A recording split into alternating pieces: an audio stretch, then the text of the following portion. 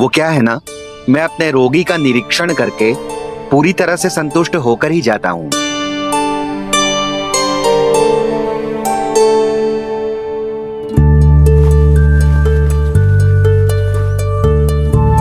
हाँ, संकेत तो अच्छे हैं। कल सुबह तक बिल्कुल ठीक हो जाएगी। धन्यवाद वैद्य जी।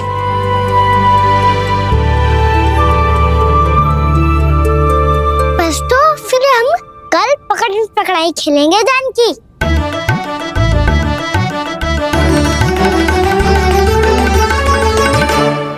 भानु, बंसी, जाकर उस क्षेत्र के चारों ओर बाड़ बनवा दो और वहां सूचना पट्ट भी लगा देना, ताकि जानकी के साथ जो हुआ है वो किसी और के साथ ना हो। शीघ्र जाओ। जी ठीक है।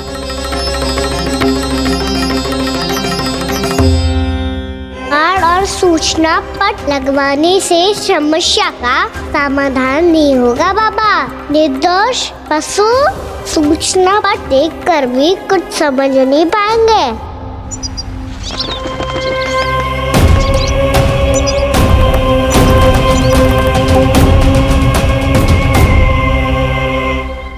तो तुम्हारे कहने का अर्थ यह है कि व्योमासुर मारा जा चुका है और वो बालक अब भी जीवित है। हाँ महाराज, मैंने गोप बालकों को कहते सुना था कि कृष्ण ने छलिया को मोक्ष दे दिया है, पर वृंदावन सुरक्षित नहीं है महाराज। वो एक बहुत बड़ी समस्या से जूझ रहे हैं। कैसी समस्या? गांव के निकट क्षेत्र में किसी विषैले सर्प का निवास है। उसके विष का प्रभाव इतना भयानक है महाराज, जैसे विष ना हो, स्वयं हलाहल हो। मेरी कोई भी औषधि रोगी का उपचार नहीं कर पा रही थी। निकट के क्षेत्र में कहाँ है वो सर्प? गोप मानते हैं कि वो सर्प गांव के निकट यमुना नदी के जल में रहता है। मुझे तो लगता है महाराज, ये कालिया नाग की कथा कोई किंवदंती या लोक श्रुति नहीं, एक सच्चाई है, एक विशैली सच्चाई।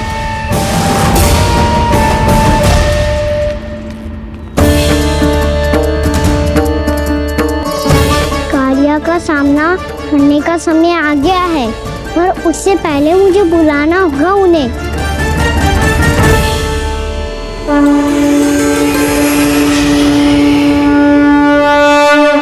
संसार के दारुण भय का नाश करने वाले, सभी कष्टों का हरण करने वाले, विश्व का समस्त ऐश्वर्य प्रदान करने वाले, कमल जैसे लोचन, मुख और चरणों वाले आजानुभुज श्री राम को मैं बार बार नमस्कार करता हूँ। आपदामपहर्तारं दातारं सर्व संपदाम लोकाभिरामं श्री रामम भूयो भूयो नमाम्यहम्। कागभूसोंडी कागभूसोंडी कागभूसोंडी। प्रभु क्षमा करें, मुझे जाना होगा।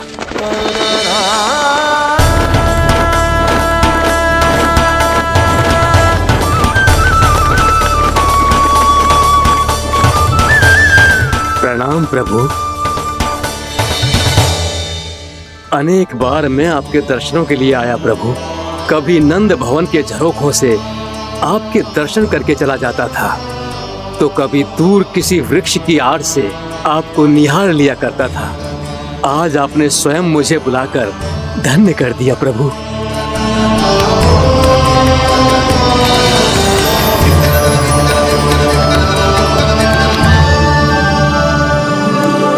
मैंने आपको यहाँ एक विशेष कारण से बुलाया है।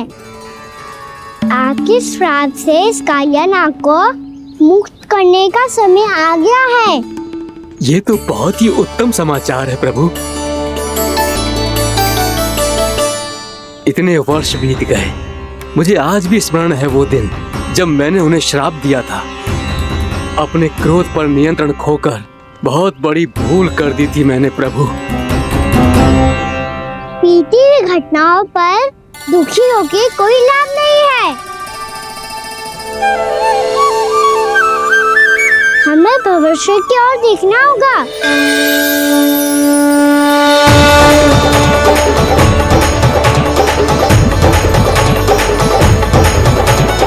आदेश कीजिए प्रभु, क्या आज्ञा है आपकी? जब मैं कालिया नाग का सामना करने जाऊं तो आप यहीं रहेगा। आपको अपने आप पता चल जाएगा कि कब क्या करना है। और हाँ, लौटते जाते समय नारद मुनि से कहिएगा वो आकर मुझसे भेंट करे। अवश्य प्रभु, प्रणाम। क्या इसने सच्ची में देवर्षि नारद को बुलाया है? नारायण नारायण, आपको संदेश भेजने की आवश्यकता नहीं थी। आप स्मरण करते और मैं चला आता। तुम्हारा कल्याण हो नारद।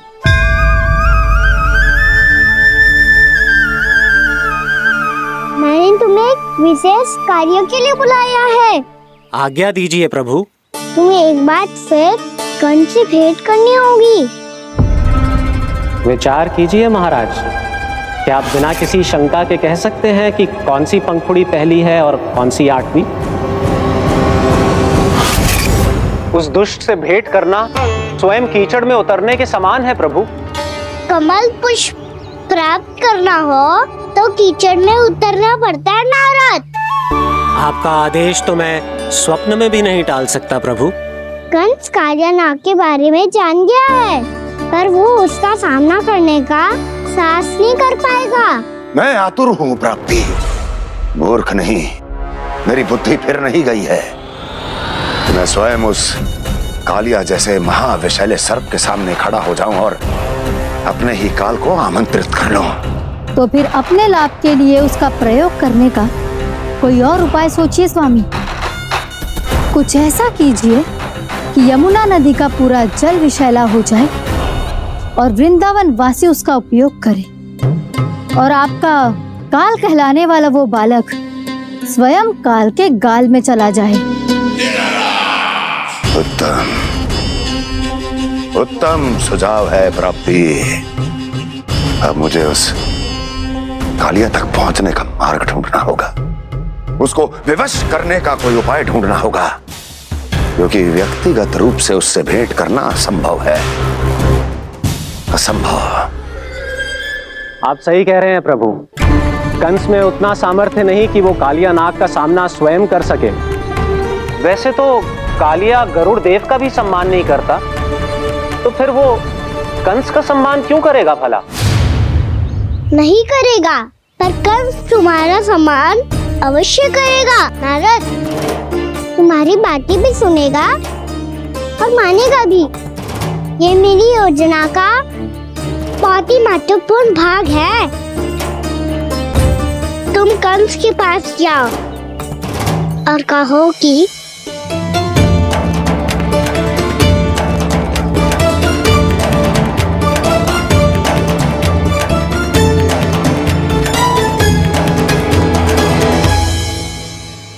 संतान अपने माता पिता को तीर्थ का सौभाग्य दिलाती, और मेरा लल्ला कितना महान कि उसने हमारे घर को ही तीर्थ बना दिया। ऐसा तीर्थ जहां मेरी आंखों के सामने भक्त और भगवान का मिलन हो रहा है। जो आज्ञा प्रभु।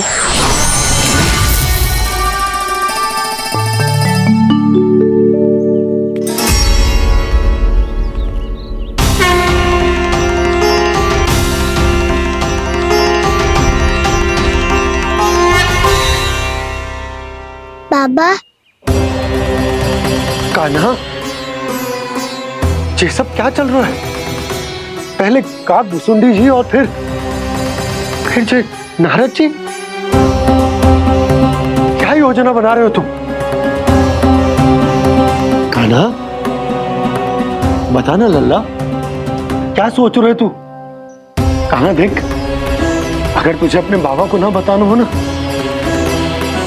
अपने भक्त को बता दे। क्या सोच रहे हो लल्ला?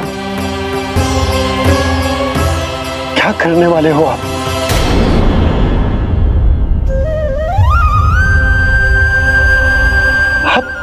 आप इतने दुखी क्यों हो? खाना? खाना? क्या होगा? क्योंकि मुझे आभास हो गया है बाबा, समय आने वाला है। कौन सा समय आने वाला है लल्ला? शीघ्र ही सब कुछ बदलने वाला है। भैया को मेरा सत्य पता चल जाएगा बाबा।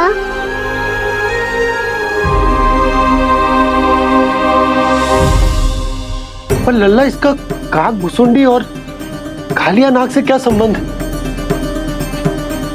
ऐसा क्या हुआ था और क्या होने वाला है?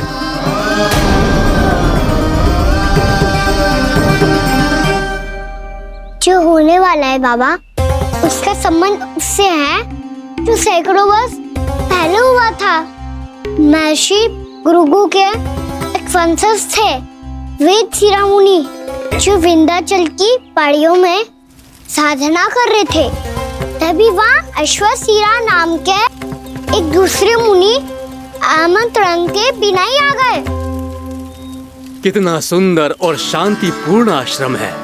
यहाँ प्रभु की साधना करने में बहुत आनंद आएगा। शीघ्र ही अश्वशिरा मुनि उपस्थिति के कारण होने वाले व्यवधान से बाध्य होकर वेद शिरोमणि ने अपनी आंखें खोली। कौन हो तुम और यहाँ क्या कर रहे हो? आपके आश्रम में बहुत शांति है मुनिवर। साधना करने के लिए बहुत ही उत्तम स्थान है ये। मैं चाहता हूँ कि मैं भी यहाँ। आप यहाँ साधना करना चाहते हैं, लेकिन इतना भी नहीं जानते कि किसी के आश्रम में प्रवेश करने से पहले उसकी आज्ञा लेनी चाहिए। आप ये भी नहीं जानते कि यदि कोई यज्ञ कर रहा हो तो बिना अनुमति के वहाँ प्रवेश करने से उसकी यज्ञ साधना भंग हो सकती है। आप क्या साधना करेंगे मुनि? आप तो साधना के योग्य ही नहीं हैं। इतना अपमान! एक मुनि के मुख से इतने कड़वे शब्द शोभा नहीं देते। मैं तुम्हें श्राप देता हूँ, जितनी विषैली तुम्हारी जिह्वा है उतने ही विषैले सर्प बन जाओ तुम। और ऐसा सर्प जो सांस भी ले तो निकट का वातावरण दूषित हो जाए।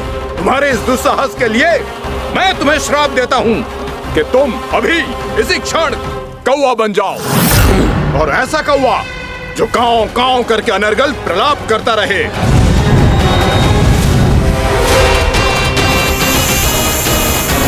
ये मैंने क्या किया? ये मैंने क्या किया? क्रोध के कारण दोनों ने एक दूसरे को श्राप दे दिया। पर दोनों ही मेरे भक्त हैं, और भगवान होकर मैं अपने भक्तों को इतनी कठिनाई में कैसे देख सकता था। इसीलिए जिस संकट में उन दोनों ने अपने आप को फंसा लिया था, उसका समाधान करने में मैं उनके पास गया।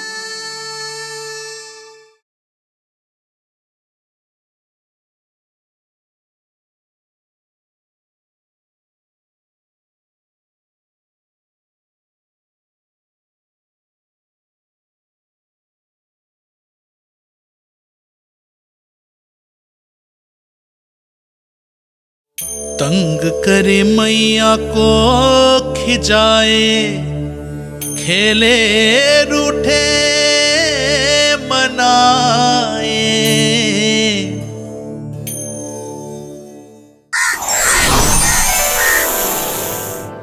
देखिए ना प्रभु, ये क्या हो गया हमसे?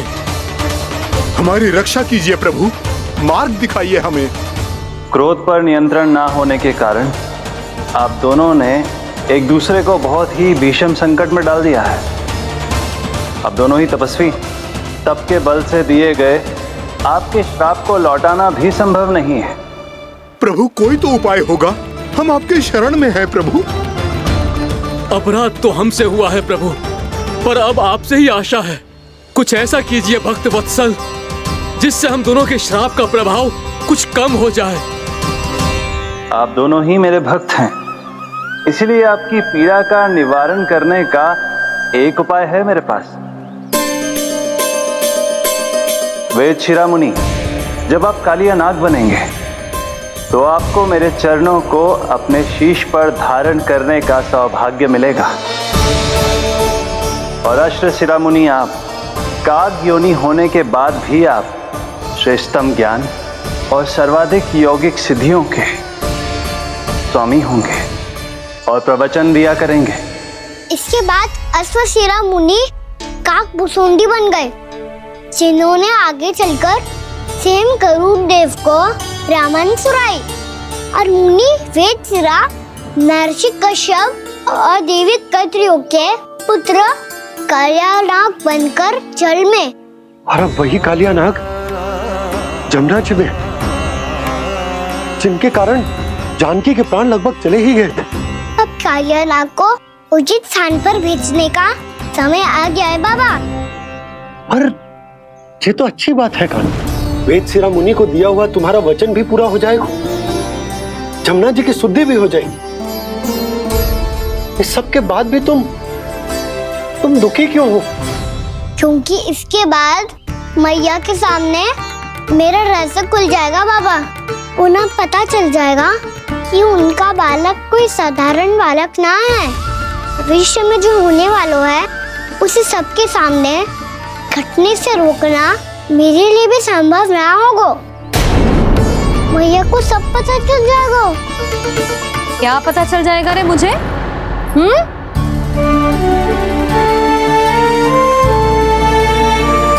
यही कि सबसे अधिक प्रेम मैं आपसे ही करता हूँ। अब बस भी कर, चलो भोजन के लिए बुलाने आई थी तुम दोनों को। भूखा थोड़े ना रहने दूंगी अपने लल्ला को, मेरा लल्ला दुर्बल हो जाएगा ना। आप खिलाओगे तो ही खाऊंगा। हाँ ठीक है, मैं ही खिलाऊंगी। अब चल, आओ जी चल।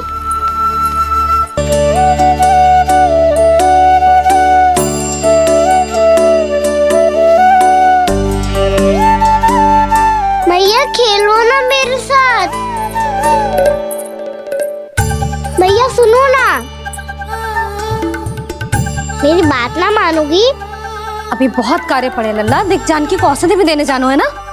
औषधि मैं दे दूंगा, फिर तो खेलोगी ना आप मेरे साथ। पिछले कुछ दिनों से अपनी मैया का अधिक से अधिक प्रेम पाने का प्रयास करो है कान्हा। इसका तो एक ही अर्थ हो सकता कि कछु बहुत बड़ो होने वालों है। कान्हा रुक जा लल्ला। कान्हा क्यों तंग कर रहा है? मैया को पहन लेना। कान्हा, कान्हा, ये क्या करो तूने?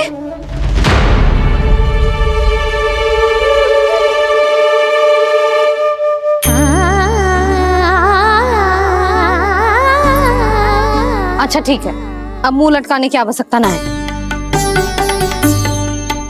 ये ले।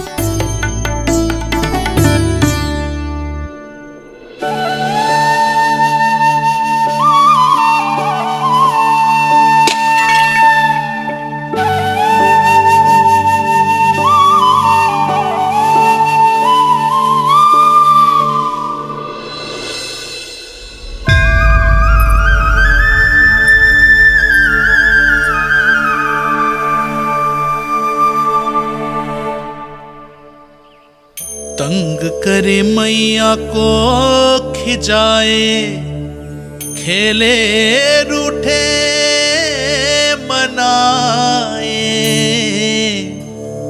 लीला अनोखी करके शरारत, कान्हा दंड भी पाए।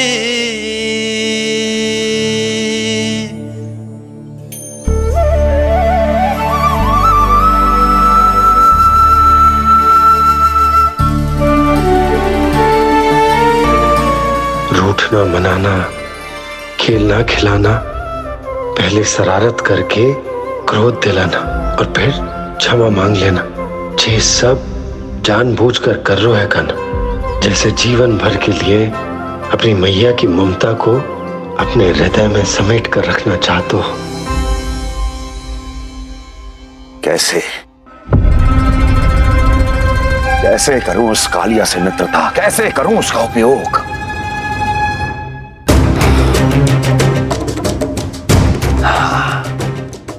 उस पर आक्रमण कर देता हूं और उसे किसी ना किसी तरह से यह विश्वास दिला देता हूं कि यह आक्रमण उस विष्णु अवतार ने किया है।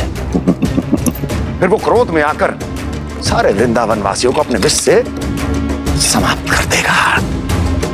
उचित है, ये उचित है। नारायण हरि, नारायण हरि।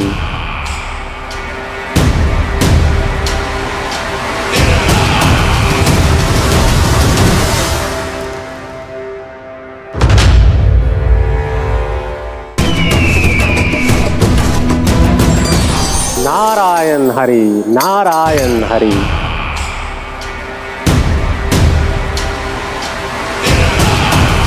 प्रणाम देवर्षि।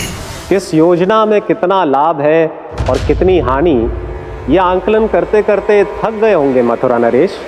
देवर्षि, आज मेरा ध्यान कैसे आ गया आपको? आप तो सदैव ही मेरे ध्यान में रहते हैं महाराज कंस। सत्य तो यह है कि मथुरा में जो भी हो रहा है मुझसे छिपा हुआ नहीं है। मैं जानता हूं कि आप किसी भी असुर को वृंदावन क्यों ना भेजें, और वो असुर कितना भी शक्तिशाली क्यों ना हो, कृष्ण का सामना नहीं कर पाता।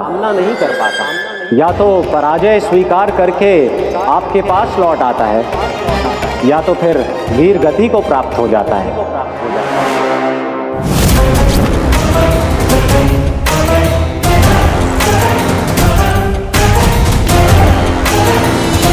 वाह, मुझे मेरी असफलताएं स्मरण कराने आए हैं, मेरे घाव को खुरेदने आए हैं, उन पे नमक छिड़कने आए हैं।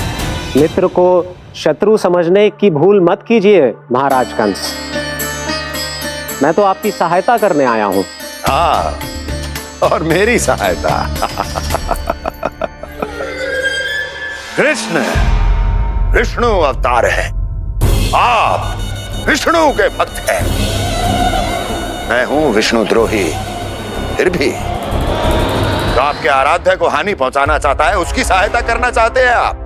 क्या आप निश्चित रूप से कह सकते हैं कि आप ब्रह्मांड के सभी नियमों को अच्छी तरह समझते हैं? अवश्य। आपके लिए बस इतना ही जानना पर्याप्त होगा कि मैं जो कुछ भी कर रहा हूं उसके लिए मेरे व्यक्तिगत कारण हैं। मैं तो बस आपके हित में पिछली बार की तरह एक सुझाव लेके आया था, पर यदि आप मेरा सुझाव सुनना भी नहीं चाहते तो आपकी इच्छा। नारायण हरि, नारायण हरि। कारण चाहे जो हो, इनके पिछले सुझाव के कारण ही आज मेरे शत्रुओं की संख्या कम है, अन्यथा मैं देवकी के अन्य पुत्रों को भी जीवित छोड़ देता, और आज वो सब अपने भाई के साथ मिलकर उसकी शक्ति को अनेक गुना बढ़ा देते। ठहरिए देवऋषि,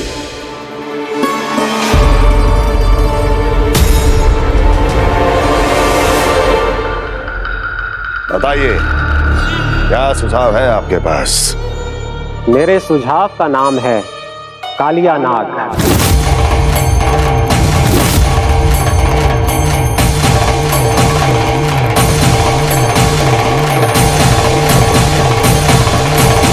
उसके विषय में मैं जानता हूं देवर्षि।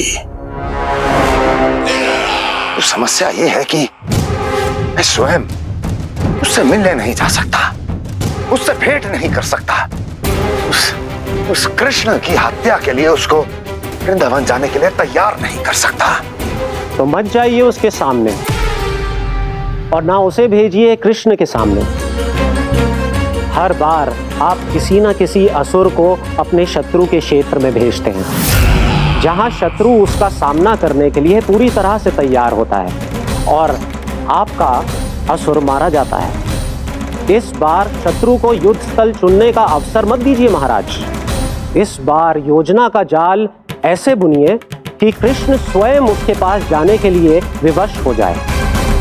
कालिया नाग स्वयं काल है, मृत्यु का दूसरा नाम है। उसके विष का उपयोग अपने लाभ के लिए कीजिए महाराज। वैसे कालिया के विष की अधिकता का अनुमान तो होगा ही आपको।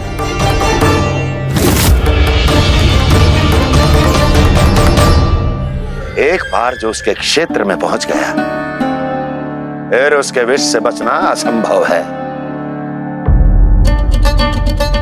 उचित सुझाव है देवर्षि, उचित सुझाव है। देवर्षि, उस छलिया विष्णु की भक्ति करते करते आप भी उसके रंग ढंग सीख गए हैं। उचित है, उचित है।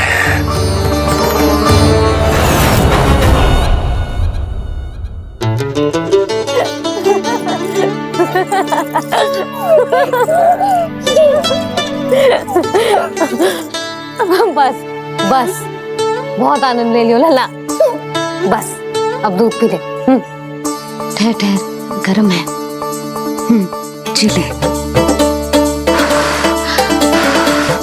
पी।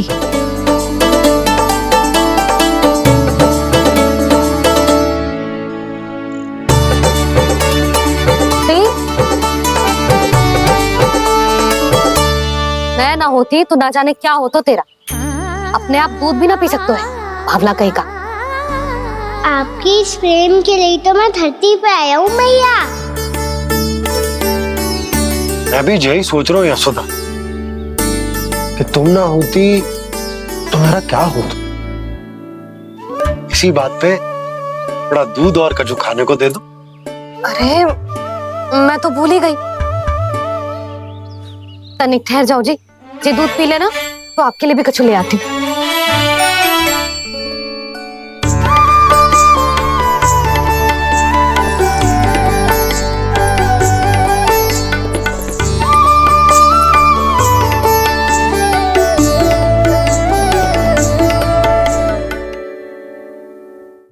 प्रणाम महाराज।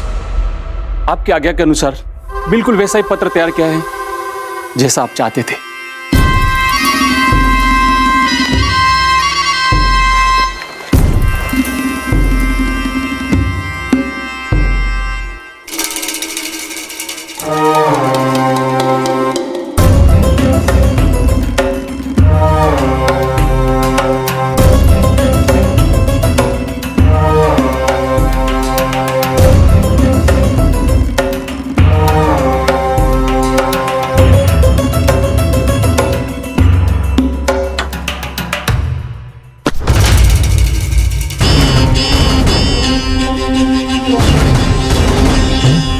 कृष्ण जन्म से लेकर आज तक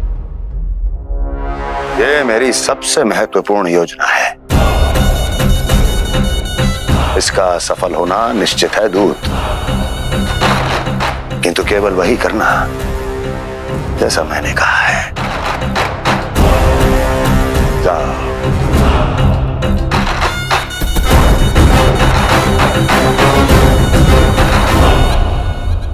कान्हा,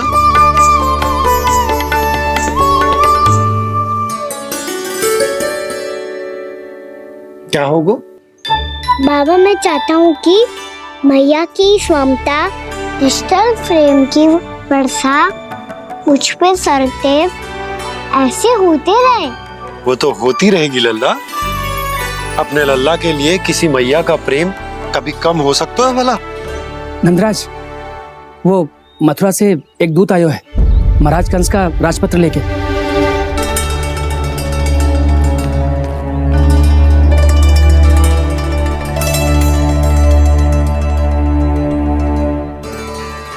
कान्हा अब क्या करने वाला है?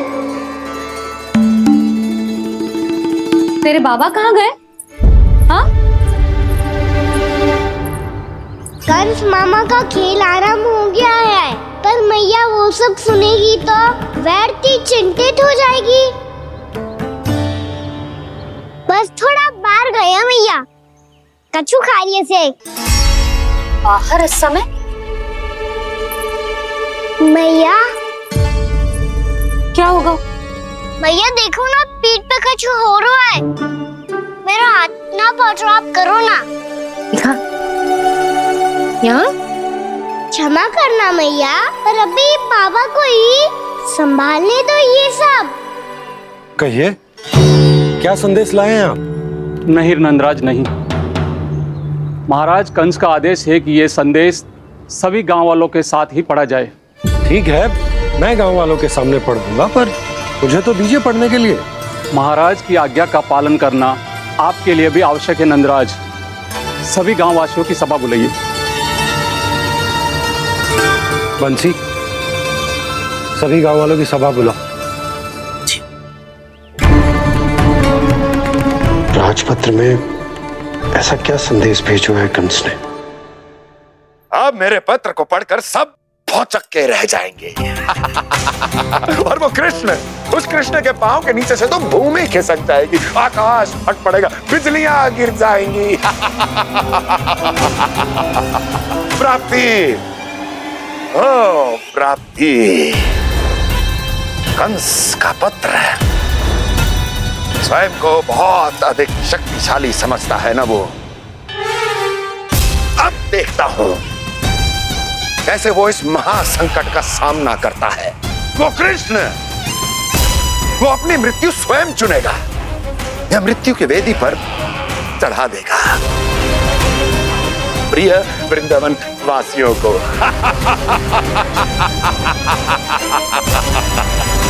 अब आएगा आनंद प्राप्ति, अब आएगा आनंद। सबको इकट्ठा करवा के ही पढ़वाएगो। अवश्य ही कोई विशेष संदेश दिया होगा कंस ने। मैं भी यही सोच रही हूँ सुलक्षणा जी, कछु ना कछु तो विशेष है, पर जे हो क्या सकता है? हाँ, बात तो सही है। ऐसा कहा हो सकता है सभी गांव वासियों के सामने कहा जाए, कछु तो विशेष अवश्य लग रहे हैं। बाहर इतना कोलाहल क्यों हो रहा है? मैया, मैया, अब क्या होगा? मैया देखो ना, सर पे कछु हो रहा है। लल्ला, नारायण ने तुझे हाथ दिए हैं ना?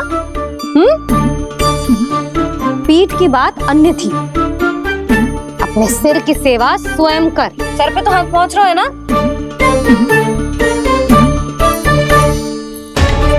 मैया सुनो ना, मैया देखो ना, तीव्र कर कछु हो रहा है। मैया देखो ना, तीव्र कछु हो रहा है।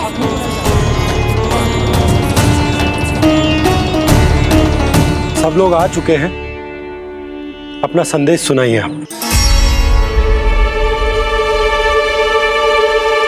गोपराज नंद और सभी वृंदावन वासियों को सूचित किया जाता है कि मथुरा अधिपति और आप सभी के महाराज कंस ने कल सुबह भव्य पूजा का आयोजन किया है।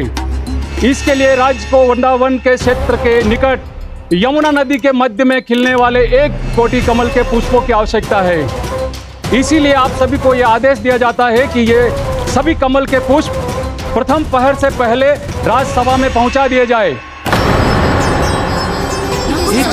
इतने सारे वो भी प्रथम पहर से पहले कैसे हो सकते हैं? यदि आप ऐसा करने में असफल रहे तो इसे राज आज्ञा का उल्लंघन माना जाएगा और राजद्रोह के आरोप में आप सभी को कड़े से कड़ा दंड दिया जाएगा।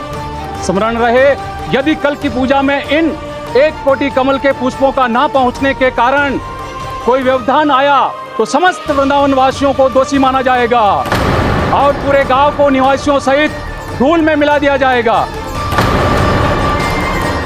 कल प्रथम पहर तक का ही समय है आप सबके पास।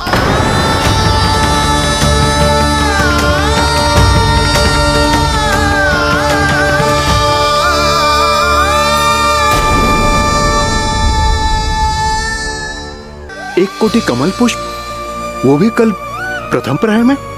ऐसे कैसे संभव है? और कोई साधारण पुष्प ना, यमुना नदी के मध्य खिलने वाले विशेष कमल के फूल चाहिए उन्हें। लेकिन यमुना नदी में तो कालिया नाग ने विष घोल के रखा है, तो फिर कैसे हो पाएगा? यह संभव है। हमारी मृत्यु का संदेश भेजा राजा कंस ने। सदैव की भांति इस समस्या पर भी गांव के बड़े ही विचार करेंगे। बालकों का यहाँ होना उचित ना है।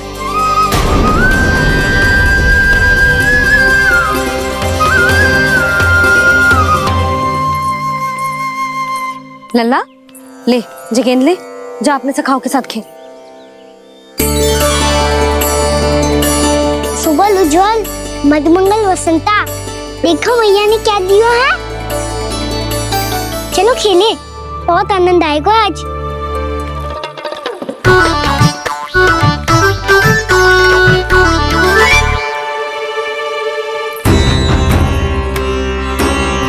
भानु, बंसी, जाओ और शीघ्र ही वो घेरे का कार्य समाप्त करो।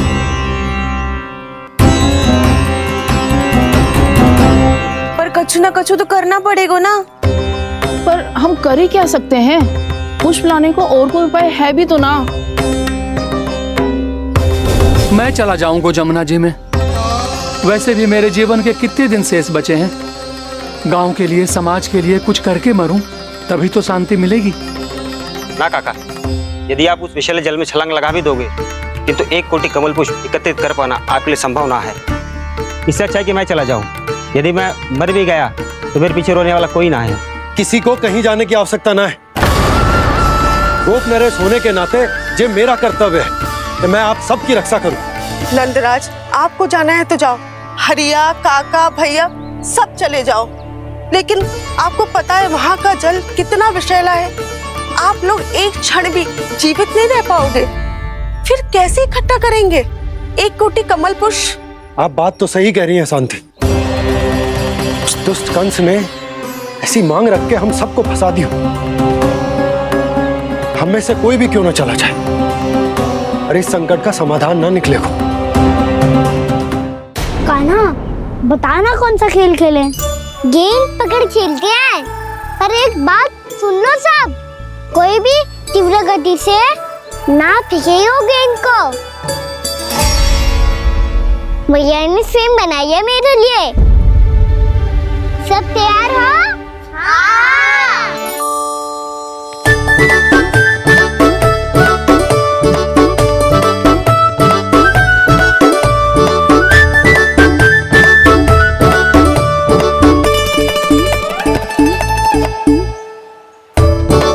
मुझे दो।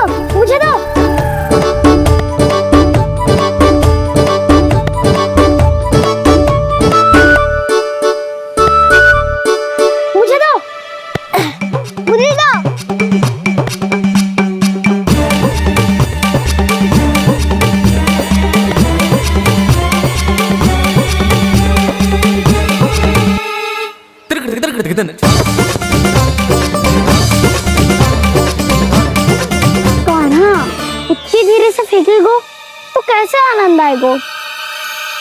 थोड़ा बल लगा के फेंक। हाँ कान्हा, हम अभी बड़े हो गए हैं, तू अब भी छोटे बालकों की तरह फेंक रहे है।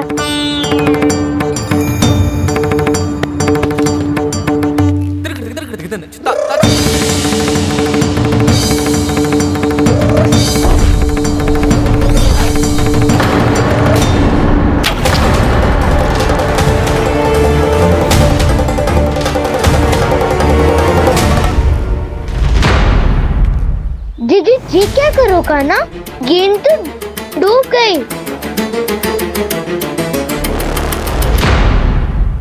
अच्छा, तो ये सब इसकी योजना का भाग था ताकि ये कालिया का सामना कर पाए।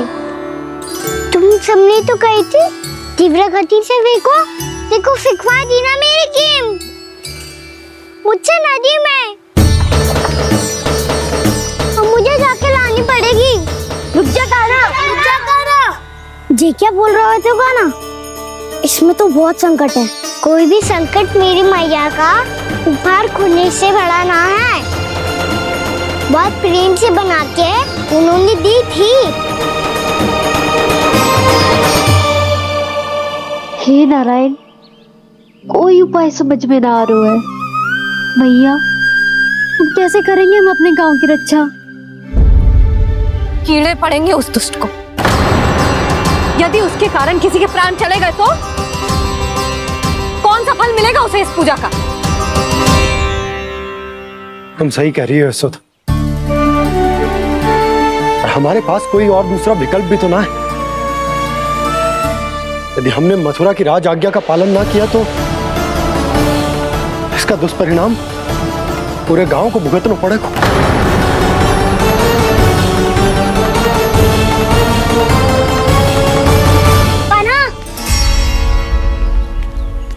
तुम्हें पता है कि तू भगवान है, दिव्य है, बहुत शक्ति है तुझमें। पर फिर भी हम तुझे विषैले जल में ना जाने दे सकते। कुछ होगा तो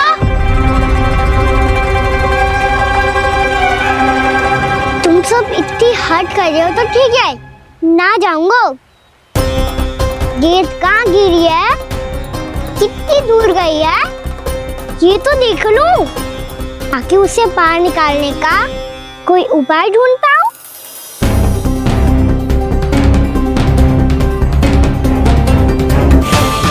हाँ।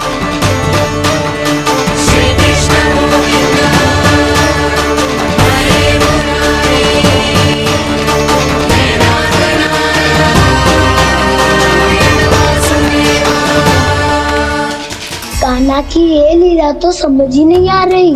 पहले इसने देवश्री नारद को मथुरा जाकर कंस को भड़काने के लिए कहा, फिर स्वयं ही दुखी भी हो गया कि अब इसका रहस्य सबके सामने खुल जाएगा।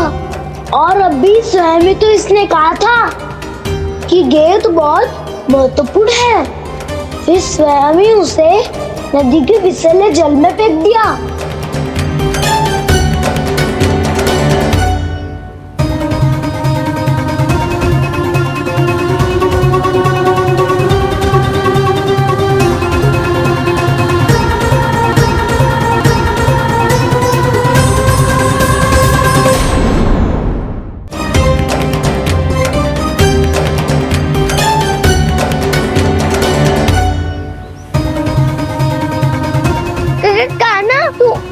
ऊपर क्यों चढ़ रहा है?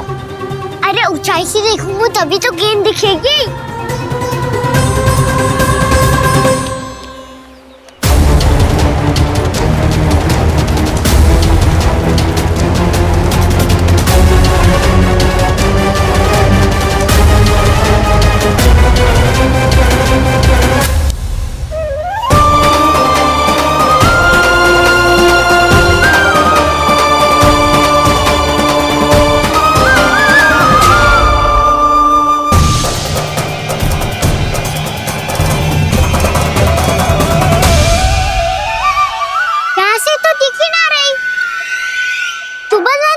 फेंकी थी ना? ना वहाँ से फेंकी थी। कहाँ से? नहीं कहना वहाँ से। समझ ना आ रहा, ठीक बताना कहाँ से फेंकी थी?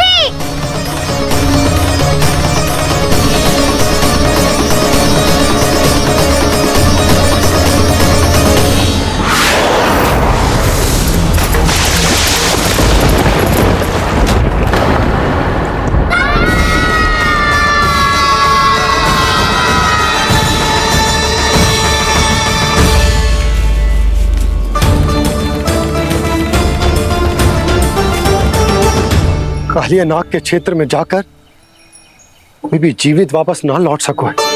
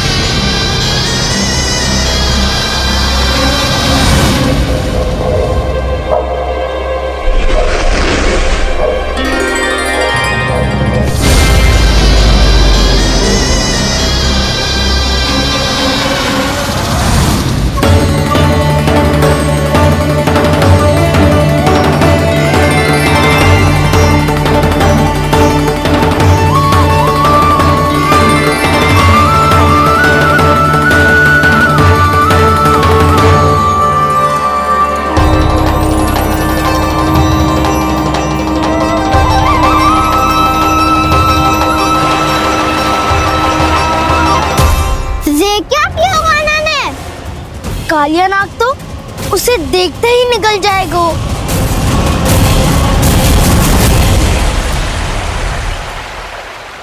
तो आरंभ से अब तक सब कुछ उसकी लीला का ही भाग था।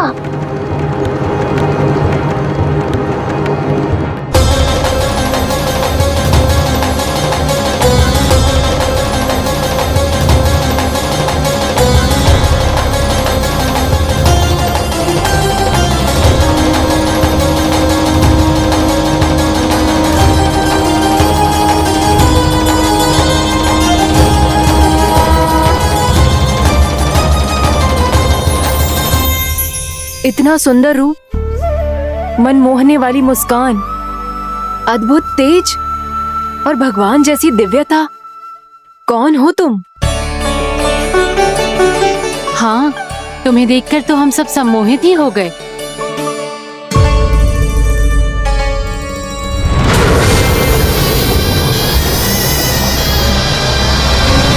तुम जो भी हो बालक, वापस लौट जाओ। हमारा हृदय तुम्हें ही देखते रहना चाहता है, किंतु यदि हमारे पति जाग गए तो तुम्हें अवश्य हानि पहुंचाएंगे। ये बहुत विषैले है बालक, कालकोट जैसे भयानक। इनके विष से तुम नहीं बच सकोगे। नंदराज, कालिया नाग के विष का प्रभाव बढ़ते ही जा रहा है। पहले 8 कोस तक उसके विष का प्रभाव था, अब तो 1 योजन से अधिक क्षेत्र में फैलो है।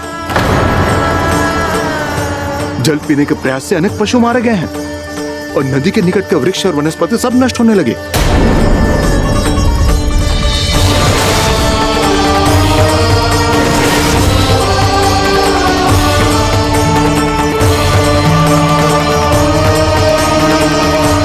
इनके विष की तीव्रता इतनी अधिक है बालक कि इनके संपर्क में आने वाले को तड़पने का भी अवसर नहीं मिलता। इनके विष की अग्नि क्षण भर से भी कम समय में प्राणवायु को जलाकर राख कर देती है।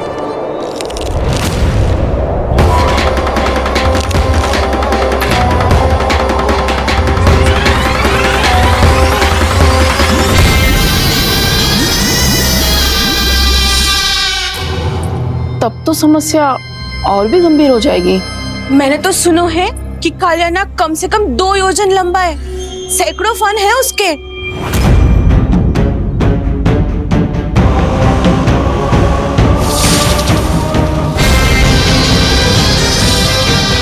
इसका अर्थ तो ये है कि हम दोनों ओर से फंस गए। एक और कंस को 1 कोटि कमल पुष्प देने जो कि कालिया नाग के क्षेत्र में पड़ते हैं, और दूसरी ओर उस कालिया नाग का विष यमुना जी के क्षेत्र में बढ़ता ही जा रहा। इसके कारण हम ही नहीं, निर्दोष पशु पक्षी भी संकट में। इन दोनों समस्याओं का एक ही समाधान है, उस कालिया नाग का सामना करना। और ये ना समझ आ रहा कि हम ये करेंगे कैसे, क्योंकि ये बात साधारण मनुष्य के बस की ना है। हमारे लिए ये असंभव है।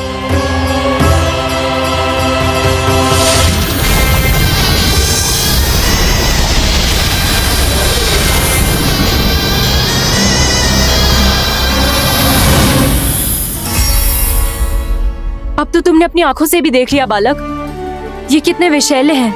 नींद में भी विष उगलते हैं। इससे पहले कि तुम्हें कुछ हो जाए, चले जाओ यहाँ से, मान लो हमारी बात। आप सब मुझे जानती भी नहीं और फिर भी मेरी इतनी चिंता कर रही हैं आप। माँ की ममता भेदभाव नहीं जानती। तुम भी किसी के पुत्र हो और हम सब भी माँ हैं। एक माँ को हर बालक में अपनी ही संतान दिखाई देती है, इसलिए हम तुमसे विनती करते हैं, वापस चले जाओ, बचा लो अपने प्राण। मेरी चिंता मत कीजिए, मुझे कुछ नहीं होगा। होगा, अनर्थ होगा यदि ये उठ गए तो।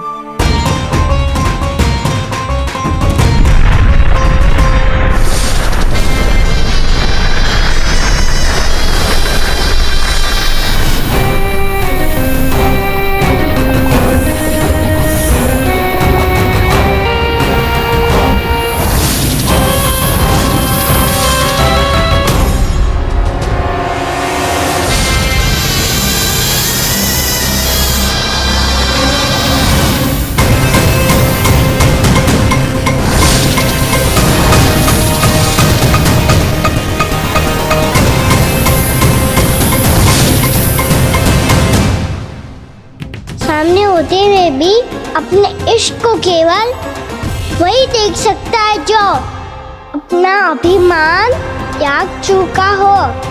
पर पूर्व जन्म में मेरा भक्त होने के नाते मेरा सत्य स्वरूप देख पाने में मुझे इसकी सहायता करनी चाहिए।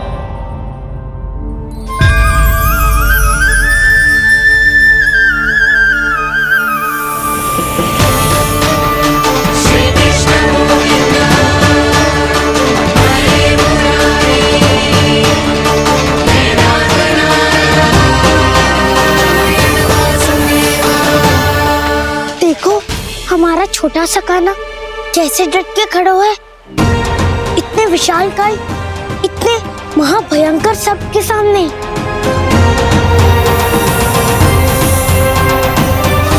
ये कोई भगवान नहीं है जो इसके सामने हाथ जोड़ रही हो तुम सब।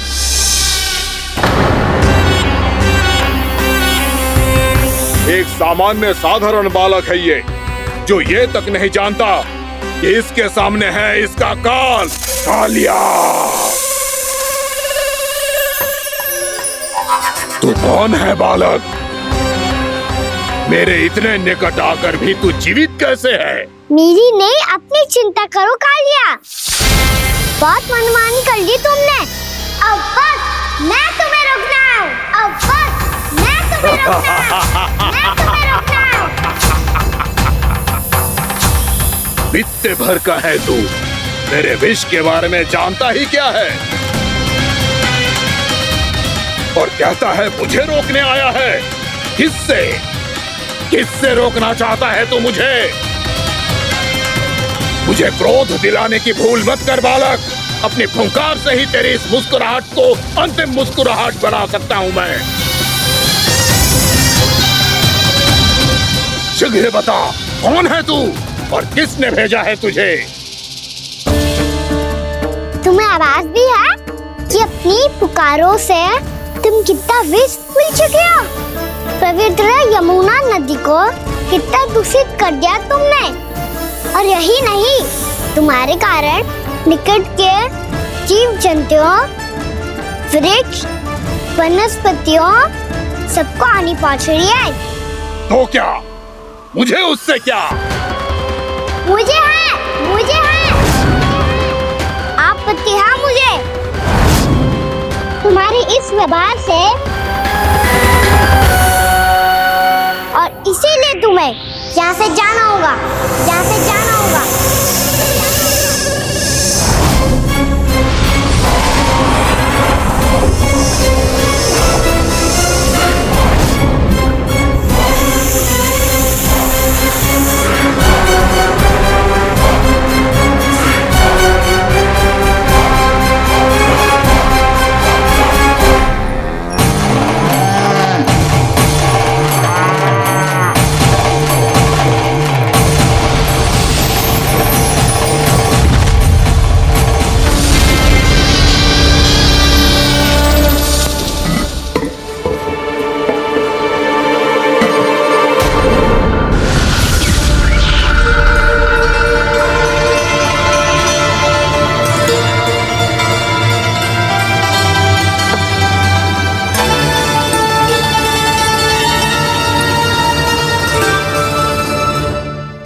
मुझे आदेश देने का साहस भी कैसे किया तूने?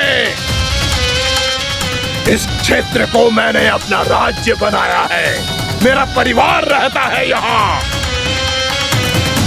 और तू मुझे यहाँ से जाने के लिए कह रहा है? हाँ, क्योंकि तुम्हारे यहाँ रहने के कारण अन्य जीवों को हानि हो रही है, और मैं ऐसा नहीं होने दे सकता।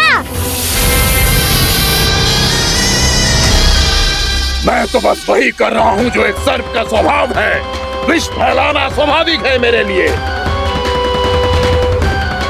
इसलिए मुझे चुनौती मत दे बालक। चुनौती तो मैं चुकाऊं कालिया। अब तो बस तुम्हें शिकार करनी है।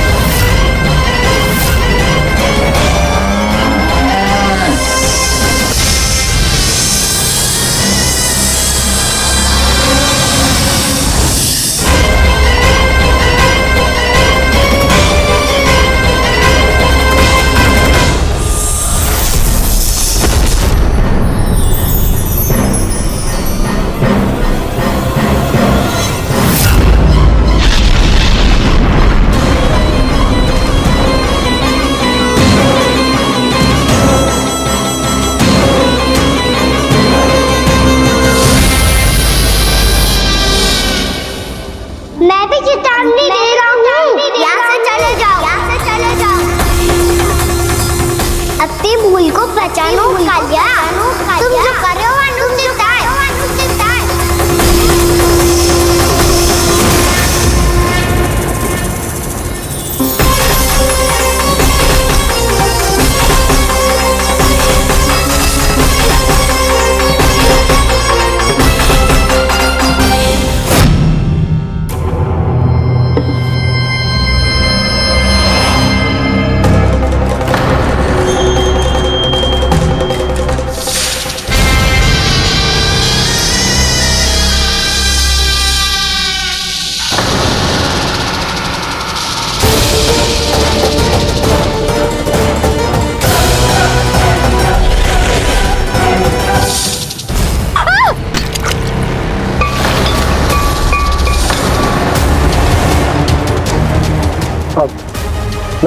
मैं आता हूं।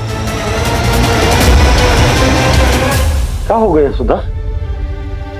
मुझे आवाज हो रहा है जी, कछु ना कछु गड़बड़ है।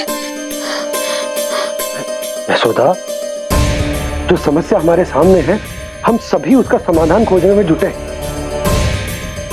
तुम विश्वास करो, मैं कोई ना कोई समाधान अवश्य ढूंढ लूंगा। हम कैसे भी करके वो कमल के पुष्प उस कंस तक पहुंचा देंगे। नाना, समस्या उससे कहीं अधिक है, उससे कहीं अधिक बड़ी, उससे कहीं अधिक भयानक है।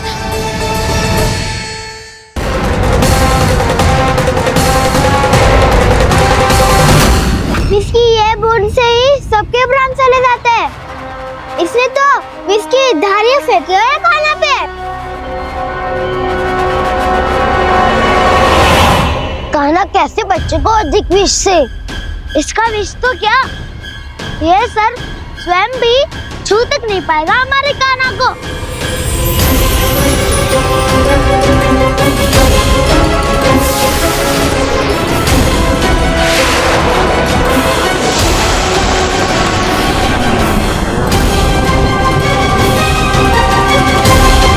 तुम्हारे सखा को, मेरे भाई को कोई हानि नहीं पहुंचा पाएगा। ये कान्हा का सत्य चाहे जो हो बलराम, पर अभी तो जो एक बालक ही है ना।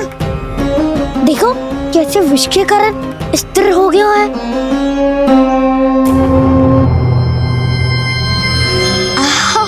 हाउ सर्फ ने कितनी आसानी से अपनी पूंछ से बांध लिया है। मुझे यहाँ से भगाना चाहता था ना तू? अब मैं तुझे दिखाऊंगा अपना सामर्थ्य। ये मूर्ख किसे बांधना चाहता है अपनी पूंछ में? उन्हें जिनका विस्तार सारे ब्रह्मांड में है, या उन्हें जो स्वयं अनंत है? पर देवराज, प्रभु ऐसा करने ही क्यों दे रहे हैं कालिया को? आप सब भूल रहे हैं देवगण, कालिया पूर्व जन्म में प्रभु का बहुत बड़ा भक्त था। उसी भक्ति का फल मिल रहा है अब इसे। वैसे भी भक्तों के मन का भाव सबल हो तो भगवान तो सहज ही बंध जाते हैं।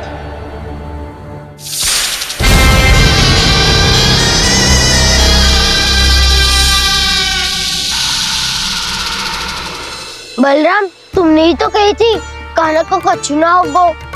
देखो उस दुष्ट ने चारों ओर से जकड़ लिया है।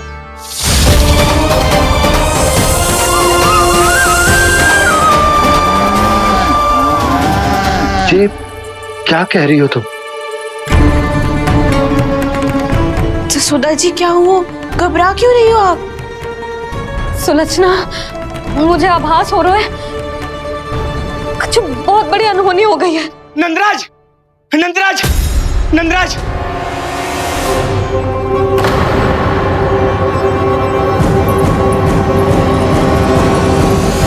नंदराज, कान्हा ने जमना नदी में छलांग लगा दी है। कान्हा ने जमना नदी में छलांग लगा दी है। कान्हा ने जमना नदी में छलांग लगा दी है। कान्हा जमना में कूद गया है। मुझे लगा था आज कछु गड़बड़ होने वाली है। मुझे आज कान्हा को ना जाने देना चाहिए था।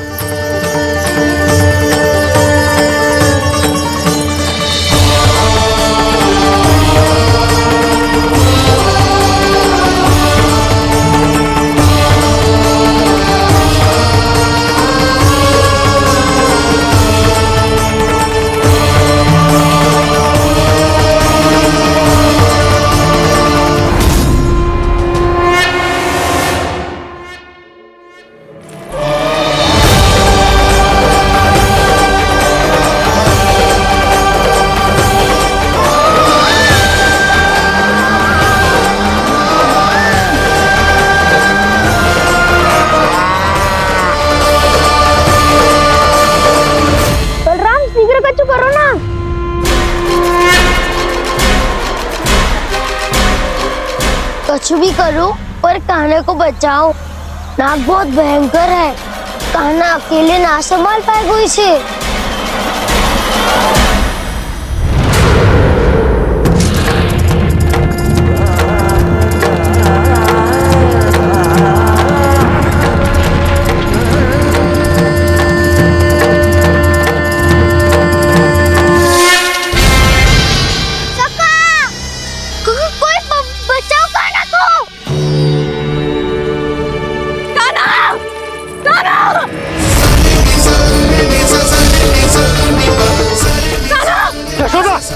यशोदा रुको। छोड़ दो मुझे, प्लीज छोड़ दो मुझे। रुक जीजी, संभालो, बावली हो गई क्या? जीजी संभालो। कान्हा, कान्हा।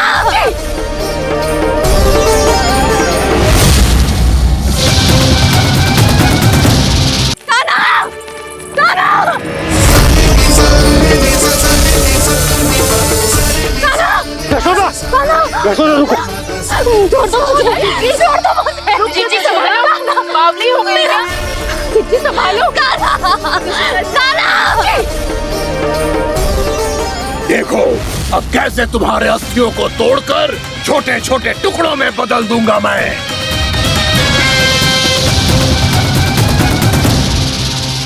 अगर जी आप जाओगी तो आप भी फंस जाओगी। अपने लल्ला के लिए मैं किसी भी संकट का सामना करने के लिए तैयार हूँ। छोड़ो ना यशोदा, हमें कोई और उपाय खोजना पड़ेगा। कोई और उपाय? आप देख ना रही मेरा कान्हा किस दशा में है। कान्हा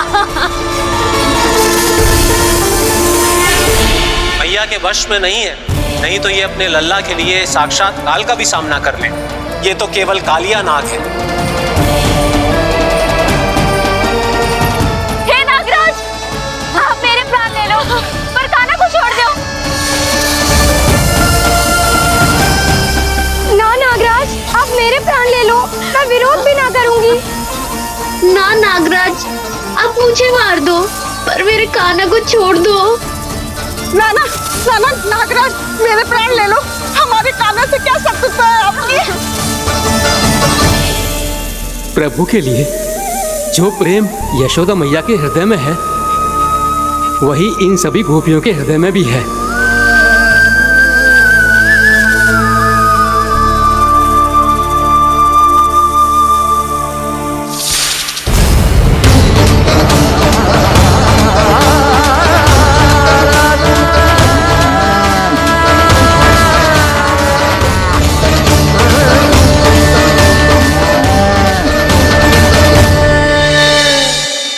यशोदा, यशोदा, देखो इन गोपियों को, इन गैयाओं को, इन सब के मन में भी तुम्हारी भांति ही ममता भरी हुई। वो सब भी कान्हा से उतना ही प्रेम और स्नेह करती है, उतनी ही ममता से भरी हुई है जितनी कि तुम। तो तुम ही सोचो, जिसके साथ इतनी ममता और इतना स्नेह, इतना प्रेम, उसका कोई क्या कर सकता है? उस कालिया नाग का वेश इस सब आशीर्वादों के सामने कछु न है। कछु करो जी, उसे बोलो वो मेरे प्राण ले ले, मेरे कान्हा को छोड़ दे। यशोदा,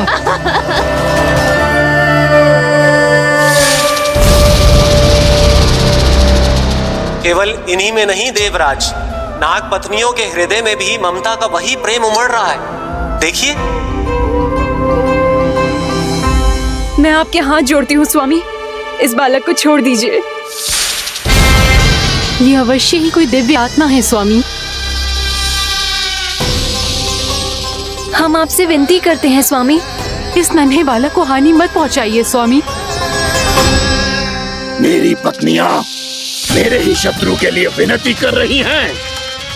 अब यदि इसके पक्ष में एक शब्द भी कहा तुम सबने, तो मैं इस बालक से पहले तुम सबके प्राण ले लूंगा।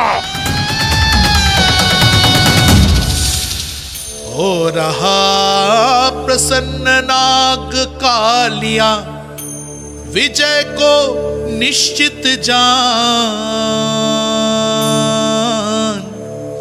रोते बिलखते व्याकुल सब संकट में देख कान्हा के प्राण।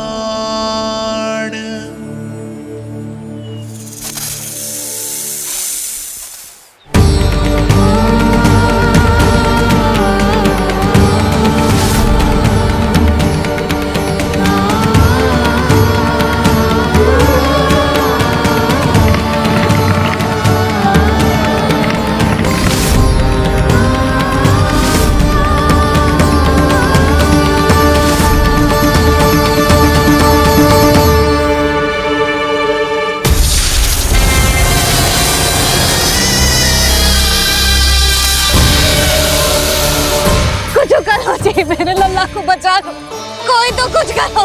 जीजी संभालो जसोदा। यशोदा, यशोदा तुम शांत हो जाओ, मैं कान्हा को वापस लेकर आऊंगा, मैं रक्षा करूंगा। ना नंदराज, नंदराज नहीं, कम से कम आप तो समझो नंदराज, कालिया के पास आप जाओगे तो आप भी फंस जाओगे।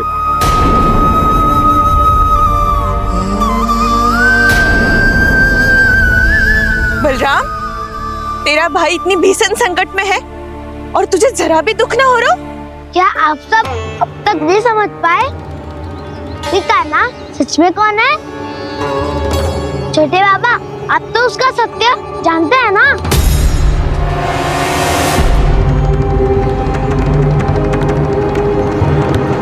मानता हूँ कि आप सब कान्हा के रहस्य के बारे में नहीं जानते, और क्या उसके जन्म से आज तक घटी एक से बढ़कर एक विचित्र घटनाओं को भी भूल गए हैं आप सब? भूल गए हैं कि कैसी पूतना जैसी राक्षसी उसका कुछ बिगाड़ नहीं पाई, कैसे तरनावती जैसा भयानक राक्षस उसे एक खरोच भी नहीं दे पाया था।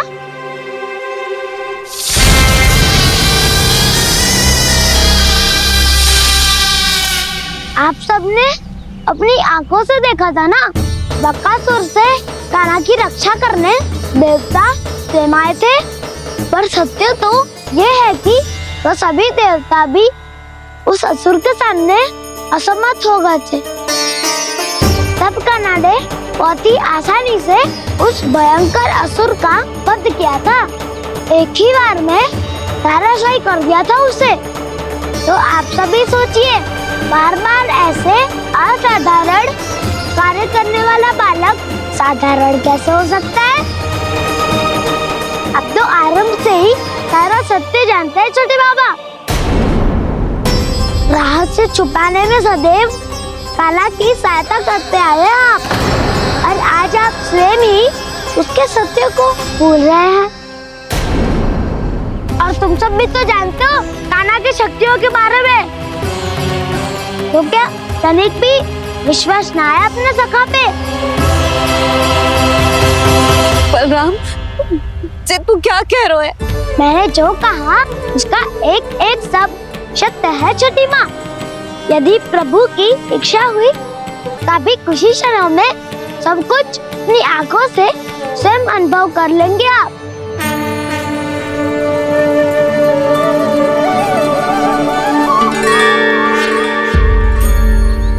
शांताकारं भुजगशयनं पद्मनाभं सुरेशं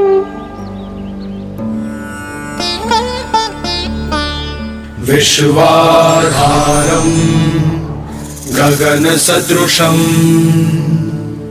मेघवर्णं शुभांगं लक्ष्मीकान्तं कमलनयनं योगी वीर्यानगम्यम्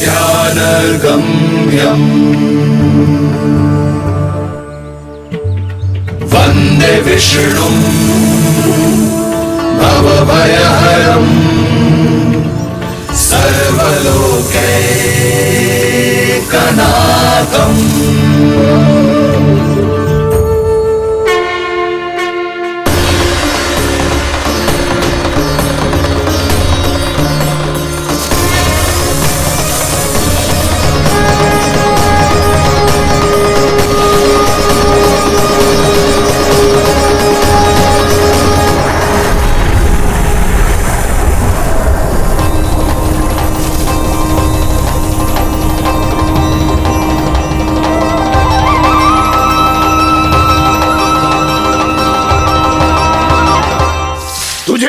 है बालक कि तू मेरी जकड़ से निकल गया तो अब बच जाएगा तू।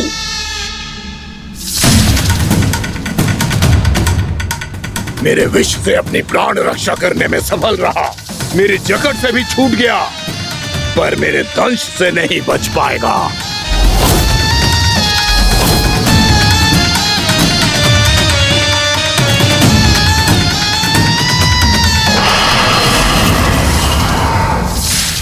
अब भय से भाग रहा है, पर मैं तुझे मृत्यु देकर रहूंगा।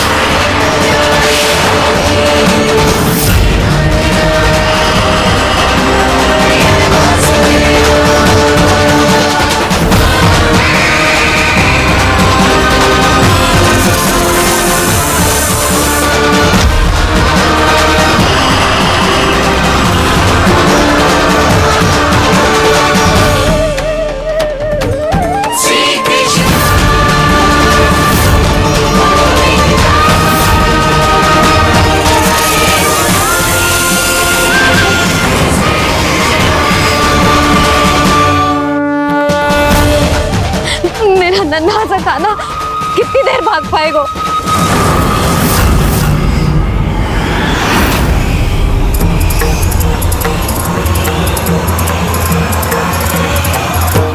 और कितनी प्रतीक्षा करोगे मेरी भक्त कालिया? भक्त नहीं, काल हूं मैं तेरा। जब अहंकार का मुकुट बुद्धि को ढक लेता है तो भक्त अपने भगवान को भी नहीं पहचान पाता। व्यर्थ की पहेली में मत उलझा बालक, ना मैं भक्त हूँ और ना तू भगवान।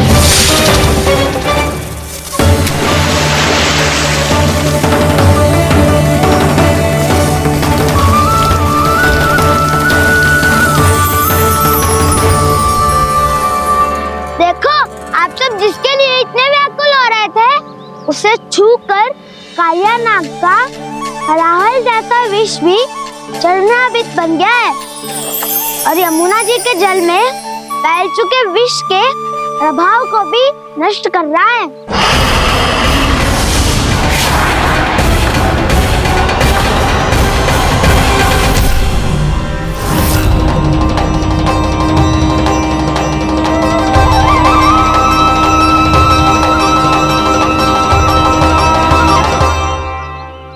धर्म रक्षक अधर्म विनाशक प्रभु श्री कृष्ण का कौशल सचमुच अद्वितीय है। नारायण नारायण।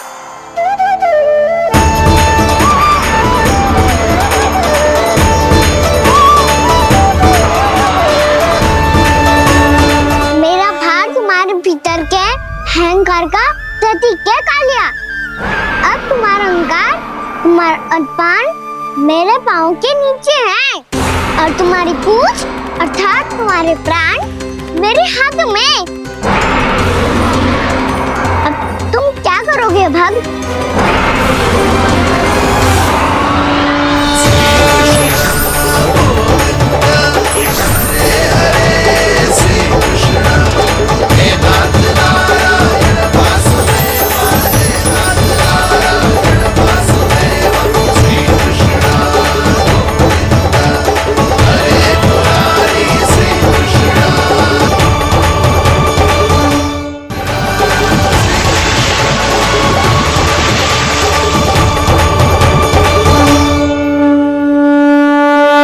प्रभु, भले ये आपको पहचानने में असमर्थ हो, पर हम सब ने आपको पहचान लिया है।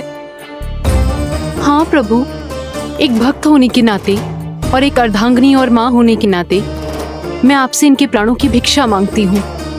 अपनी कृपा दिखाइए और इन्हें क्षमा कर दीजिए।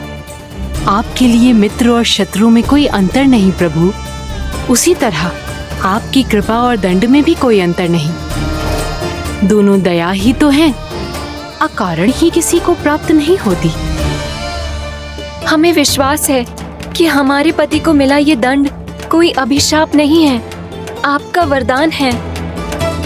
ये सत्य है प्रभु कि इनसे बहुत से पाप हुए हैं। इनके विष से बहुत सारे जीव जंतु को हानि पहुंची है, पर अब आपके चरण इनके शीश पर पड़ गए हैं। ऐसी कृपा तो बड़े बड़े महान महात्माओं को भी दुर्लभ है, और इन्हें प्राप्त हुआ तो अवश्य ही ये किसी महान पुण्य का ही फल है। हे प्रभु, उन्हीं पुण्य कर्मों की शक्ति का आह्वान कर मैं आपसे विनती करती हूँ, इन्हें प्राण दान दीजिए। मैं अपने इस भक्त को क्षमा अवश्य करूंगी देवियों, यदि ये अपने अहंकार को त्याग कर मुझे पहचान ले तो।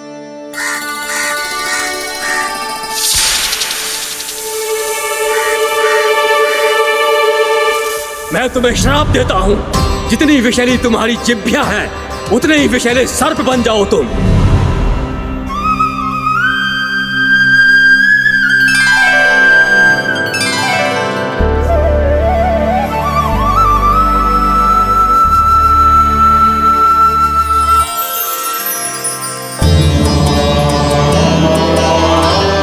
नारायण, मुझे क्षमा कीजिए नारायण। मैं तो आपका परम भक्त था, किंतु मैं आपको पहचान नहीं सका। इसका दंड तो मुझे मिलना ही था, किंतु मैं अब प्रायश्चित करना चाहता हूं। इसके लिए यदि आप मेरे प्राण भी ले लेंगे तो भी मुझे कोई दुख नहीं होगा। मैं अपना जीवन, मृत्यु और अपना अस्तित्व सब कुछ आपको समर्पित करता हूं। तुम्हें तुम्हारी क्रोध के कारण श्राप मिला, जिसे विशाल सर्प के रूप में तुम्हारा जन्म हुआ, और सर्प का तो स्वभाव है विष फैलाना। इसीलिए तुम्हें दंड नहीं दूंगा मैं। सिर्फ सभी अपराधों का पश्चाताप कर लिया, इसीलिए मैं तुम्हें क्षमा करता हूँ कालिया।